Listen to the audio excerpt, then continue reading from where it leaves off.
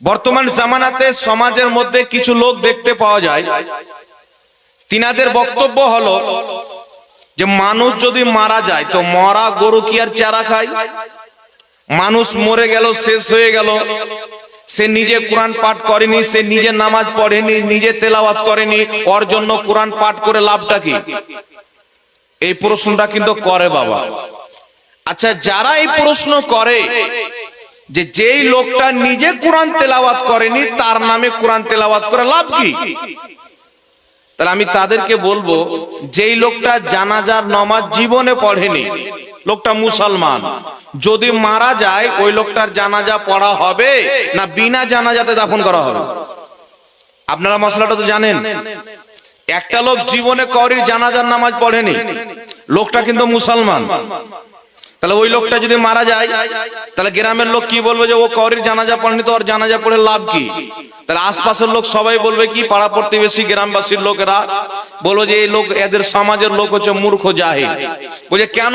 বলছে ও না হলে ভুল করেছে, তুই কোন দিমাগওয়ালা যে ডবল ভুল করছিস? বুঝতে পারছেন কথা আমার? তো কেউ যদি ভুল করে তাই আমিও ভুল করব, এটা কিন্তু মুসলমানের কর্তব্য না। আমি মারা গেলাম, গ্রামের লোক মরছে, কেউ দোয়া করছেন না, তাই আপনি মারা যাবেন তো লোক বলবো ও যখন করে দোয়া করেনি তা আমরা কেন ওর জন্য দোয়া করব? তো শরীয়ত এটাকে পছন্দ করে না। শরীয়ত কাকে পছন্দ করে?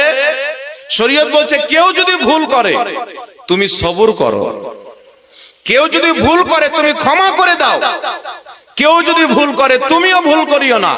এটা আমার নবীর আদর্শ, আর সে করেনি তো আমি কেন করব? এটা নবীর আদর্শ না, এটা বানানো আদর্শ। এখন আপনাদের সম্মুখে দুটি বিষয় আমি ক্লিয়ার করব। আগে একটি বিষয় বুঝতে হবে যে জীবিত ব্যক্তি ভালো আমল করলো, তো জীবিত ব্যক্তির করা আমলের নেকি মৃত্যু ব্যক্তির কবরে কিভাবে যাবে, এটা একটা জানার বিষয় আছে না নাই বাবা? একটি কথা মনে রাখবেন বাবা, সর্বপ্রথম আমরা যে মৃত্যু ব্যক্তির জানাজার নামাজ পড়ি, এই জানাজার নামাজটাও হচ্ছে মৃত্যু ব্যক্তির জন্য এক প্রকারের একটি দোয়া। এই জানাজার নামাজ কমপ্লিট দোয়াও না, কমপ্লিট নামাজও না।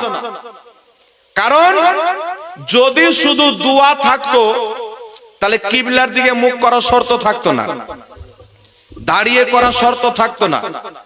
যদি শুধু নামাজ থাকতো তাহলে মৃত্যু ব্যক্তির জন্য যে আমরা দোয়া করি না, কি বলেন, রুকু সাজদা হয় কি হয় না নামাজে?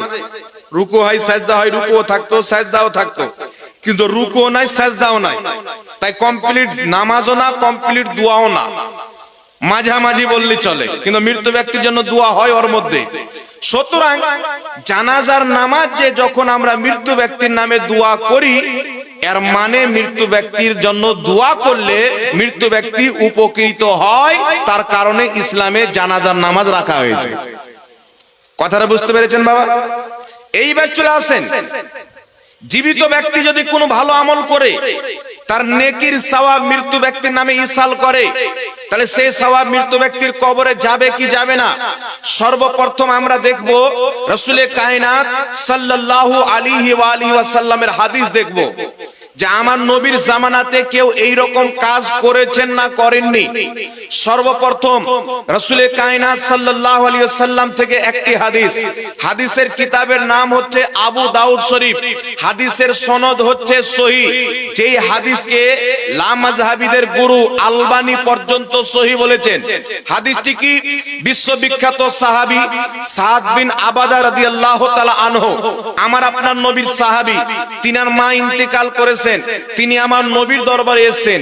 আসার পরে বলছেন, ইয়া রাসূলুল্লাহ, ইয়া হাবিবাল্লাহ, আমার মা ইন্তেকাল করেছেন, আমি চাই যে আমার মায়ের নামে কিছু সাদকা করব। ইয়া রাসূলুল্লাহ, এমন কোন জিনিস যেটা আমি সাদকা করলে আমার মা বেশি উপকৃত হবে নিজের কবরে? দয়ার নবী, মায়ের নবী বলেছিলেন, তোমার মায়ের জন্য তুমি পানি সাদকা করো। একটু জোরে হবে না সুবহানাল্লাহ? তোমার মায়ের নামে তুমি পানি সাদকা করো, অর্থাৎ পানি দান করো। কারণ রাসূলের কায়নাতের জামানাতে পানির কিল্লাত ছিল, পানির ঘাটতি ছিল, কমতি ছিল। ফলে সাদ বিন আবাদা রাদিয়াল্লাহু তাআলা আনহু নিজের মায়ের নামে একটি কূপ দান করে দিলেন, আর বলা হলো হাদিহি বেরুয়ে উম্মে সাদ, এই কূপটা হচ্ছে সাদের মায়ের জন্য, অর্থাৎ পানি পান করবে পৃথিবীর মুসলমান, সওয়াব পাবে সাদ বিন আবাদার মা। জোরে হবে না সুবহানাল্লাহ? সুবহানাল্লাহ। তাহলে কি বুঝতে পারা গেল বাবা, মানুষ যদি মারা যায় তো মৃত্যু ব্যক্তির নামে যদি কাউকে পানি পান করানো হয়, কোনো পিপাসিত ব্যক্তিকে, তো তাকে পানি পান করার যতটুকু নেকি, ওই নেকি মৃত্যু ব্যক্তির কবরে যায়। এটা সাহাবা এবং নবীর হাদিস দ্বারা প্রমাণিত। তাহলে বলেন তো বাবা, পানিটা খাওয়া হয় কি হয় না? পান করা হয় কি হয় না? কোন দেশে বলে পানি খাও, কোন দেশে বলে পান করো, কিন্তু দুধ আহারের জিনিস তো পানি। তো পানি যখন পান করালে মৃত্যু ব্যক্তির কে সওয়াব যায়, তাহলে খাবার খাওয়ালে যাবে কি যাবে না? এই হাদিস থেকেই স্পষ্ট প্রমাণ।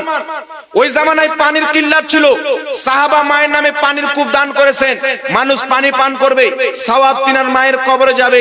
সুতরাং এই হাদিস থেকে প্রমাণ হয় যত রকমের হালাল জিনিস, হালাল খাদ্য, শরীয়তে যে খাদ্য খাওয়া যায়, ওই প্রত্যেক খাদ্যর মাধ্যমে ইসালে সওয়াব করাও জায়েজ আছে। বলেন সুবহানাল্লাহ।